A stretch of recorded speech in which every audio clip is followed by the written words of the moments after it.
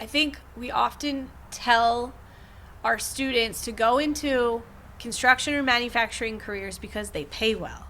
Right. But there's this huge sense of pride that comes with driving by a building and saying, like, you know, I actually got to go into the hotel across the street from Belmont because I had a student who was working in electrical. So I got to see it before it was fully built. Yep. And like every time I drive by it, I think about that student.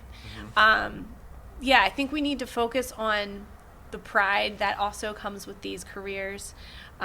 One thing that I've learned from doing this for almost 20 years is that every kid, no matter what career they choose, they go into it because they want to help people. So you're helping someone by being a chef. You're helping the earth by recycling. You're helping people in the medical world. Regardless of what you do, it's helping people. Absolutely, it is. Yeah.